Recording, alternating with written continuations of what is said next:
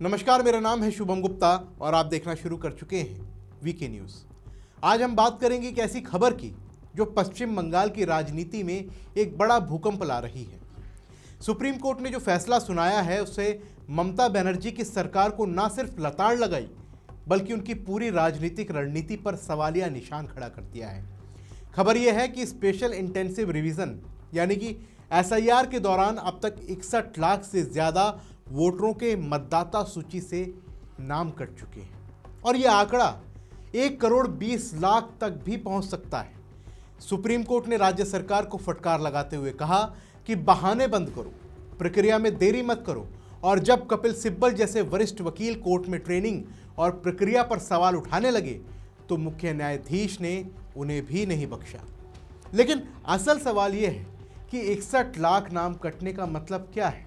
क्या ये सिर्फ प्रशासनिक सफाई है या ममता दीदी के सबसे मजबूत वोट बैंक पर सीधा हमला है? और जब सुप्रीम कोर्ट कहता है कि राज्य सरकार और चुनाव आयोग के बीच ट्रस्ट डेफिसिट है तो क्या ये लोकतंत्र की जीत है या किसी की हार? आइए इस पूरी कहानी को समझते हैं, क्योंकि ये बंगाल की आगामी विधानसभा चुनाव की दिशा बदलने वाली खबर है। सबसे पहले आप समझ लीजिए कि चुनाव आयोग ने ये अभियान चलाया ताकि फर्जी नाम, दोहरे नाम, मृतकों के नाम, बिना दस्तावेज वालों के नाम हटाए जाए। बंगाल में ये प्रक्रिया 2025 के अंत से तेज हुई है और शुरुआत में 1 करोड़ से ज़्यादा दावे और आपत्तियां आई हैं। अब तक रिपोर्ट कह रही है कि 61 लाख नाम पहले ही कट चुके हैं। कोर्ट में जो आंकड़े आए हैं उसमें कहा गया है कि यह संख्या 80 लाख से 1 करोड़ 20 लाख तक भी जा सकती है। सुप्रीम कोर्ट ने 27 फरवरी को सुनवाई की और राज्य सरकार को साफ लताड़ लगाई। मुख्य न्यायाधीश सूर्यकांत ने कहा कि अस्पष्ट कारणों से अदालत में मत आइए, हर दिन नया बहाना नहीं चलेगा, प्रक्रिया तेज कीजिए।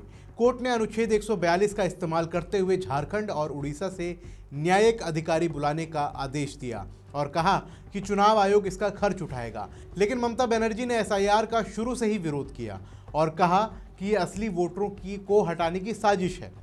गरीब मुसलमानों का नाम कट रहा है। उन्होंने खुद सुप्रीम कोर्ट में पेश होकर याचिका भी दायर की, लेकिन कोर्ट ने उनकी दलीलों को नहीं माना।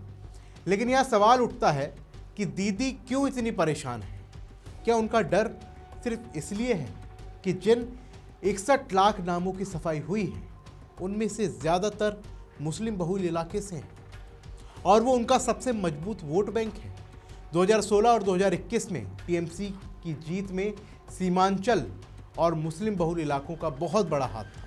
अब अगर 1 करोड़ तक नाम कटते हैं तो 2026 में दीदी की कुर्सी हिल जाएगी। दीदी कहती हैं कि लोकतंत्र खतरे में है, लेकिन असल में दीदी का वोट बैंक खतरे में है। सुप्रीम कोर्ट ने ममता सरकार और चुनाव आयोग के बीच ट्रस्ट डेफिसिट की बात कही है, लेकिन क्या ये ट्रस्ट डेफिसिट इसलिए है क्योंकि ममता सरकार फर्जी नामों को बचाना चाहती है?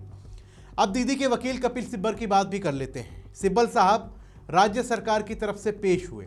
उन्होंने चुनाव आयोग पर आरोप लगाया कि अजीब चीज़ें हो रही हैं, न्यायिक अधिकारियों को इलेक्शन कमीशन ट्रेनिंग दे रहा है, यह आदेश का उल्लंघन है।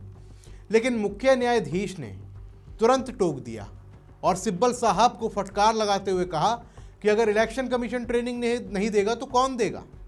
जस्टिस वांगची ने कहा कि हमारा आदेश दिन के उजाले की तरह साफ है।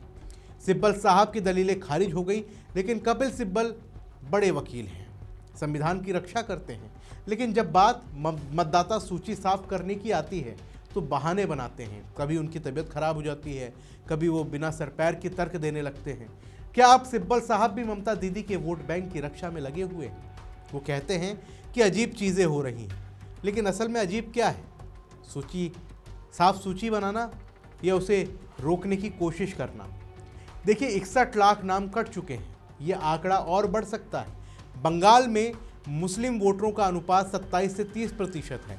कई जिलों में ये 50% से ज़्यादा है। एसआईआर में ज़्यादातर नाम लॉजिकल डिस्क्रिपेंसी के हैं, जिसमें माता पिता का नाम अलग है और उम्र में गैप है, वो भी बिना किसी दस्तावेज के। बॉर्डर इलाकों में घुसपैठिए घुसे हुए हैं।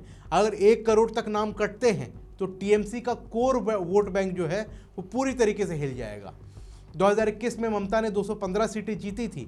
अगर 10 से 15% वोट प्रभावित होता है तो 2026 में पूरा खेल बदल सकता है।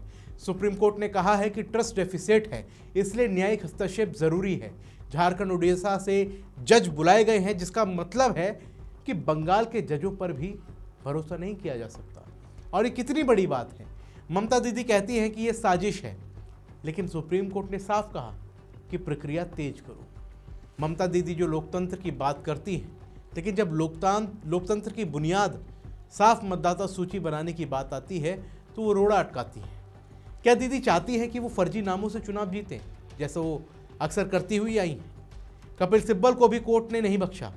सिब्बल साहब संविधान बचाने आए हैं या वोट बैंक बचाने, ये सवाल भी लोग पूछ रहे हैं। देखिए, ये फैसला बंगाल चुनाव से पहले ममता दीदी के लिए बहुत बड़ा झटका है।